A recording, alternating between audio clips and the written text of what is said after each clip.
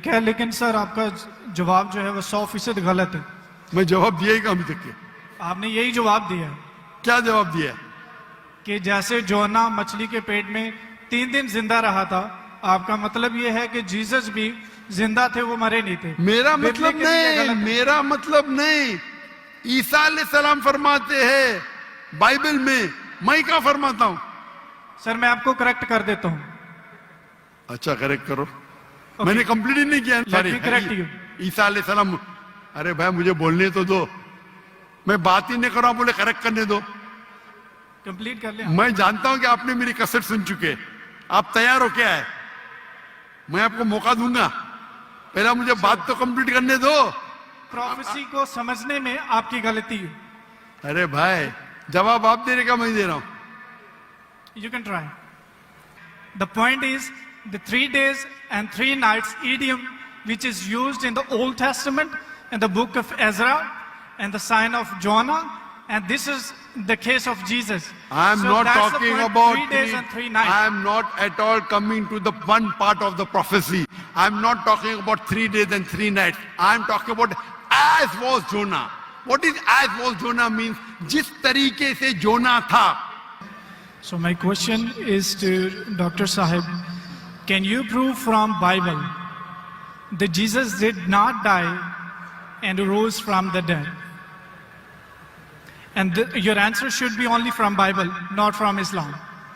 भाई साहब का सवाल है कि आप बाइबल से साबित कर सकते हैं क्या ईसा अलैहिस्सलाम ने नहीं मरा, ईसा अलैहिस्सलाम नहीं मरे और उठाए ले गए, बराबर?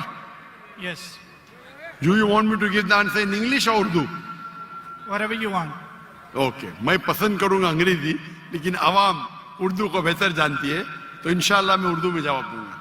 That's तो भाई साहब का सवाल है कि आप बाइबल से, सिर्फ बाइबल से, yes. बाकी कोई किताब से नहीं साबित कर सकते हैं कि ईसा अलैहिस्सलाम नहीं मरे, क्योंकि ईसाई मानते हैं क्या ईसा अलैहिस्सलाम मरे। तो उनका चैलेंज है मुझसे, क्या आप बाइबल से साबित कर सकते हैं कि ईसा अलैहिस्सलाम नहीं मरे? मैं करूंगा। पहले मैं जरा कुरान का हवाला देता हूं आपके लिए ने, मेरे मुसलमान भाइयों के लिए। अल्लाह ताला फरमाते सूरह निसा में, सूरा नंबर 4 आयत नंबर 157, उन्होंने कहा यहूदों ने, लक़द कफ़र लज़ीना क़ालू इन्नल्लाहु यूसुफ इब्न मरियम, वो कहते हैं यहूद के हमने कत्ल किया ईसा अलैहिस्सलाम जो मरियम अलैहिस्सलाम के बेटे थे। और कुरान में लिखा है वमा कतलुहु वमा सलबुहु, ना उन्हें कत्ल किया ना सूली पे चढ़ा, वलाकिन शुब्बिहा लहुम, ये सिर्फ उनका वहम है। अगर जो भी इस बात पे इख्तिलाफ करता है वो बिल्कुल गलत है। तो कुरान की साफ आयत है वमा कतलुहु वमा सलबुहु, क्या ईसा अलैहिस्सलाम का ना कत्ल किया गया ना सूली पे मरे। आपके बाइबल में लिखा है क्या ईसा अलैहिस्सलाम को सूली पे लगाया गया था? लिखा है क्या नहीं? जी लिखा। अभी सूली पे निकालने के बाद उन्हें रखा जाता है सिपल कर। सिपल कर मतलब एक कब्र। पुराने जमाने में कब्र ऐसी होती थी कि बड़ा रूम रहता था, आजकल जैसे मैं मुसलमान के वैसा नहीं, बड़ा रूम जिसके अंदर लंबी कब्र रहती है, आदमी आराम से रह सकता है। तो सपल कर के अंदर ईसा अलैहिस्सलाम थे। बाइबल में लिखा है क्या नहीं? लिखा है, लेकिन सर आपका जवाब जो है वो 100% गलत है। मैं जवाब दिया ही अभी तक के। आपने यही जवाब दिया है क्या जवाब दिया? कि जैसे जोना मछली के पेट में 3 दिन जिंदा रहा था, आपका मतलब ये है कि जीसस भी जिंदा थे, वो मरे नहीं थे। मेरा बिबली मतलब के लिए नहीं, गलत है। मेरा मतलब नहीं। ईसा अलैहिस्सलाम फरमाते हैं बाइबल में, मैं क्या फरमाता हूं?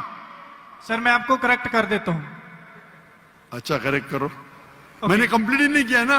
ओके, मैंने कंप्लीट किधर किया? आपने जवाब ही नहीं दिए।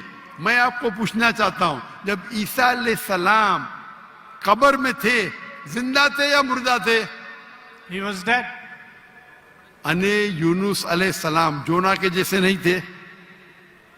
आपने अभी कुछ देर पहले कहा कि जोना जिंदा थे, अभी आप कहते मूसा अलैहिस्सलाम मुर्दा थे। Let me correct you. ईसा अलैहिस्सलाम। अरे भाई मुझे बोलने तो दो, मैं बात ही नहीं कर रहा हूं, बोले करेक्ट करने दो। कंप्लीट कर लिया। मैं जानता हूं कि आपने मेरी कसर सुन चुके, आप तैयार हो क्या है, मैं आपको मौका दूंगा, पहला मुझे बात तो कंप्लीट करने दो। बात ही कंप्लीट में करेक्ट क्यों, मैंने गलती किधर की, आपको जवाब देने का, मुझे थोड़ी। आपने कहा क्या जोना जिंदा थे, कहा कि नहीं? जी, जोना जिंदा थे। आपने कहा कि जीसस क्राइस्ट मर गए, मैंने कहा कि आपने कहा? मैंने कहा। तो गलती मैं पॉइंट फ्रॉम एग्जांपल। तो मेरी गलती किधर, आप जवाब दे रहे हो, मैं गलती कर रहा हूं। प्रोफेसी को समझने में आपकी गलती है। अरे भाई जवाब आप दे रहे का, मैं दे रहा हूं। You can try. ट्राई की बात नहीं, जवाब आप दे रहे का, मैं दे रहा हूं। आप जवाब दें, लेकिन मैं आपको बता रहा हूं कि जो पॉइंट आप उठा रहे हैं, जवाब दैट्स अ आप- silent point from this story. जवाब आप दे रहे का, मैं दे रहा हूं। आप जवाब दें।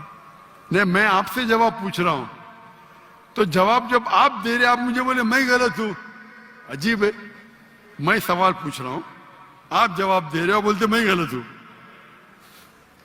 मैं अगर आपके जवाब से इख्तिलाफ करूंगा फिर आप बोल सकते हैं ना, इख्तिलाफ करने के पहले आप बोलते you are wrong, you are jumping the gun. English में जानते जंपिंग द गन क्या कहते? You doing the same. Sorry, you doing the same. You are doing the same. That's not the point from the prophecy which you are highlighting. The point is the 3 days and 3 nights idiom which is used in the Old Testament in the book of Ezra and the sign of Jonah, and this is the case of Jesus. I am So not that's the talking point, about 3 days and 3 nights. I am not at all coming to the one part of the prophecy. I am not talking about 3 days and 3 nights. I am talking about as was Jonah. What is as was Jonah means? जिस तरीके से जोना था उस तरीके से इशारा। वो 3 दिन और 3 रात पे बाद में आएंगे। आप लाइन से जाओ ना, जंपिंग द गन मतलब उड़ी मारना। लाइन से जाओ ना, 1 2 3 4 5। आपको डायरेक्ट जाने का मेडिकल कॉलेज में, पहला फर्स्ट स्टैंडर्ड तो पास करो, सेकंड स्टैंडर्ड तो पास करो। आपको अगर पता नहीं जंपिंग द गन किसको कहते हैं, तो आपकी अंग्रेजी कमजोर है। क्या कहा ईसा अलैहिस्सलाम ने? जिस तरीके से जोना, तो जिस तरीके का भी तशरीह हो रही है, 3 दिन और 3 रात तो बाद में आएगा।